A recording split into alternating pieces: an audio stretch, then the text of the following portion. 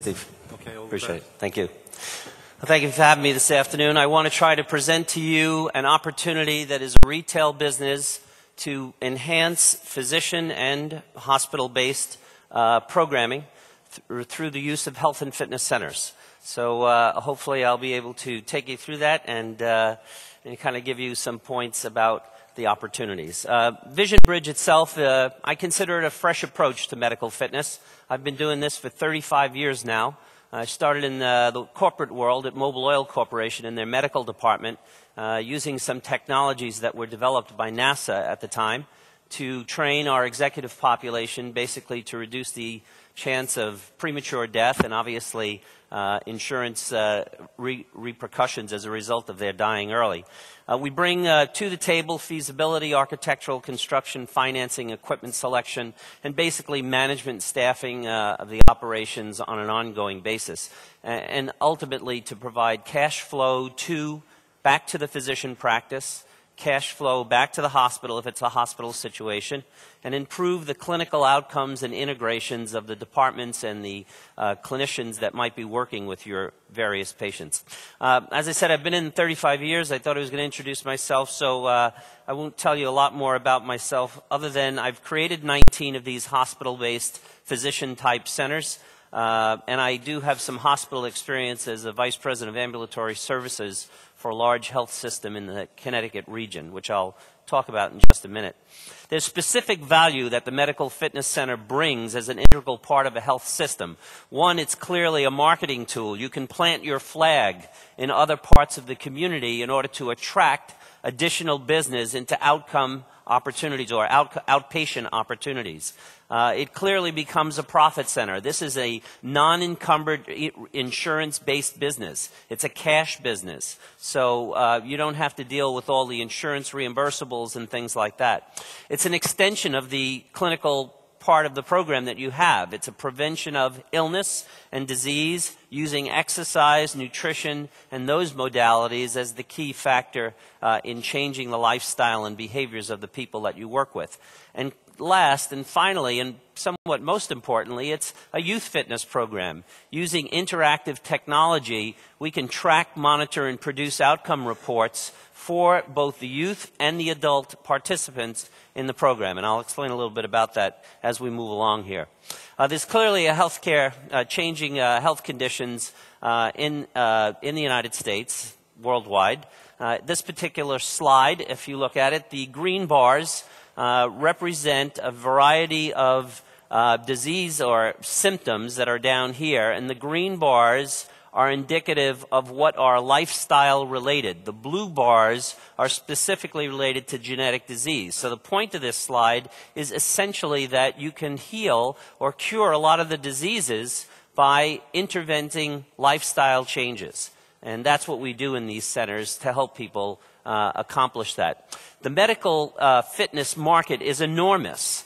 And each of these, the good thing I don't have to present to you today are the various research studies that support exercise and the science of exercise as an intervention tool in improving the health of significantly risk-factored individuals. And if you look at these millions of people that are involved in every one of these diseases, and even Alzheimer's in the recent Tufts research that was produced, exercise is clearly a component of improving their overall health. So we have a large market.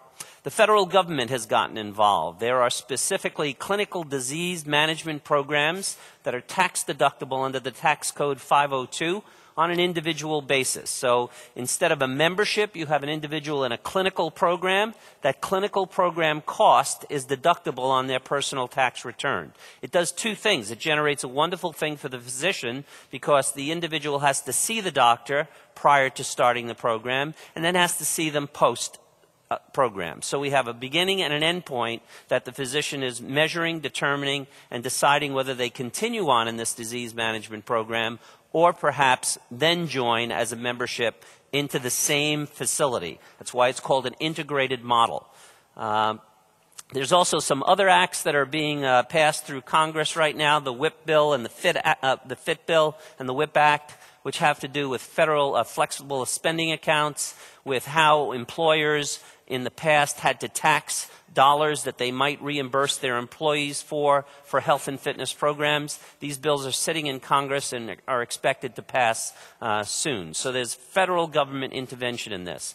There's clearly a change in the consumer attitude and behavior. If we look at some of the numbers in the health and fitness arena, and this is just generalized fitness memberships that's collected by the American Sports Data, as of 2008, there were a little over 44 million members in the health club business. That was a 3% growth in that period of time from 2007 to 2008. And if you look over the last 8 years, it's about a 21% growth. One of the interesting things is that the majority of the members are women. Women are the healthcare decision makers in the family. So we see them in memberships, and I've seen them as high as 65% in some membership populations. So if we can get the women involved, then hopefully we're influencing the rest of the family as well. And these are the breakouts, obviously, of the age brackets. Clearly, this market is what we're talking about in the aging market because of the significant changes in the aging population. And I don't need to tell you a lot of this information, but clearly this was something in Forbes in 2005, that every 9 seconds someone will turn 60, and will do that now for about the next 17 years. And if you look at the 65-year-old population and aging, you can see that that significant growth is going up. With some of the things that are being talked at this conference, which I myself have been educated by some of the lectures I've gone to, we clearly have an opportunity to increase the aging of the population, and if we do that, then we for sure better make sure they're fit. So these types of programs are clearly an advantage to that strategy. Finally, in March of 2007, the Center for Disease Control came out with a statement for the first time ever that said that the only way we're going to decrease the increasing costs of health is through prevention. And that's the key in order to keep those costs down. Some of the other things we look at is the change in the healthcare marketplace. This is an important factor. From the Medical Fitness Association, which is a hospital-based, medically integrated centers across the country, the growth pattern has changed significantly, and we're expecting by 2010 there'll be 1,500 of these. These centers serve right now a little over 3 million people. It's one of the fastest growing market segments in the health and fitness industry. IHRSA, which is the International Health and Racket Sports Club Association, the American Hospital Association, the American College of Sports Medicine, have engaged in a promotion where they're promoting exercise as medicine. So we're trying to get this out of the traditional health club business, out of where you go into a health club and drive your own program unless you pay increasingly larger amounts of dollars for personal training. And I'm going to explain to you a technological approach that Vision Bridge uses with a partner called TechnoGym in order to technologically track and measure everything that's done on every piece of equipment and be able to report outcomes back to the physician or the clinician. So that's the basis of how we do this.